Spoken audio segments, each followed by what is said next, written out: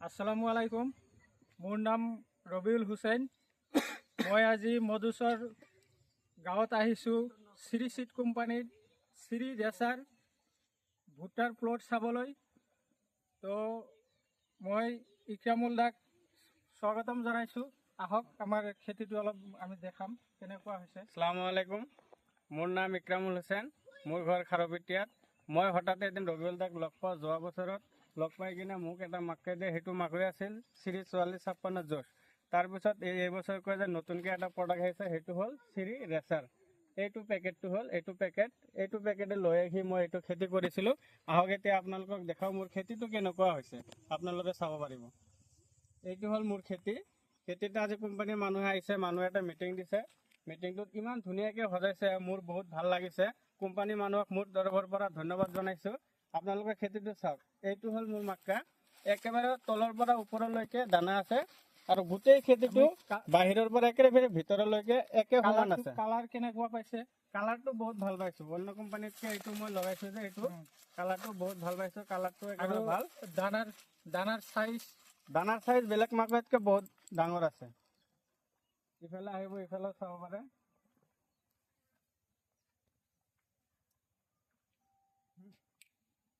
ইয়াৰ মানে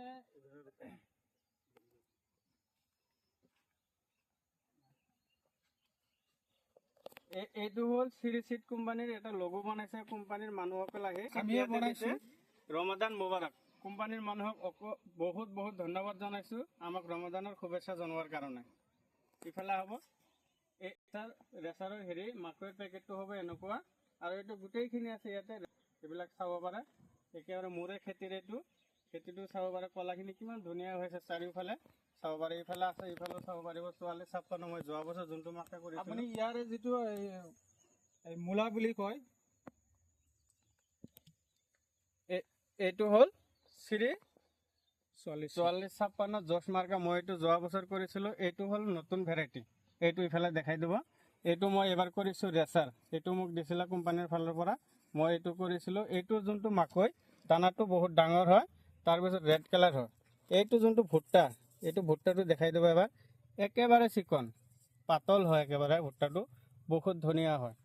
ভাল লাগিছে মোৰ মাকৈটো কৰি। বহুত ধন্যবাদ জনাইছোঁ মই কোম্পানীৰ মানুহসকলক, সকলোকে ধন্যবাদ জনাইছোঁ। আৰু এইটো এটা বস্তু দেখিবলগীয়া বস্তু এটা আছে ইয়াতে। এইটো যোনটো ডিউৰেশ্যন, আমি যদি এতিয়া এইটো মাকৈ ভাঙি কিনে ধান খেতিটো কৰিব খোজোঁ, তেনেহ'লে এইটো বহুত আমাৰ কাৰণে ভাল। কাৰণ এইটো 15-20 দিনমান বেলেগ মাকৈতকৈ আগতে আহে। এইটো 155 পৰা 160 দিনৰ ভিতৰত এইটো মাকৈ আহে। আৰু ইফালে আহক, ইফালে চাব পাৰিব, ইফালে বহুতখিনি আছে। এইটো হ'ল লগোৱাৰ নিয়মটো। যদি আমি সকলোৱে কিন্তু লগোৱাৰ নিয়মটো নাজানো, আমি সকলোৱে খেতিয়ক, কিন্তু এটা বস্তু নাজানো। কি কৰোঁ, চবেই আমি একেবাৰে ঘনকৈ লগাই দিওঁ। ঘনকৈ লগালে কি হয়, কোম্পানীৰ মানুহ আছে, দাদা আপুনি অলপ বুজাই দিব কেনেকুৱা খেতিটো ভাল পোৱা যাব, এইটো অলপ কৈ দিব। এইটো আমাৰ একচুৱেলি লাইনৰ পৰা লাইন থাকিব 20 চেণ্টিমিটাৰ, আৰু গুটিটো থাকিব লাগে 10 চেণ্টিমিটাৰ দূৰে দূৰে। তেতিয়াহ'লে আপোনাৰ এই কলবিলাক একে চাইজৰ হয়, সমান আকৃতিৰ হয়, আৰু মূৰলৈকে দানা আহে। মই কোম্পানীৰ কথামতে সেইটো কাম কৰিছিলোঁ, আৰু কোম্পানীৰ হিচাপত মই মাকৈটো লগাইছিলোঁ। সেইকাৰণে মোৰ মাকৈটো একেবাৰে বাহিৰত আৰু ভিতৰত গোটেইখিনি কল একে সমান আছে। দেখাত ভাল লাগিছে, প্ৰডাকশ্যনো বেছি হ'ব। ময়ো চাইছোঁ, বেলেগ মানুহ আহি কিনে চাই আছে, সকলোৱে ভাল বুলি কৈছে।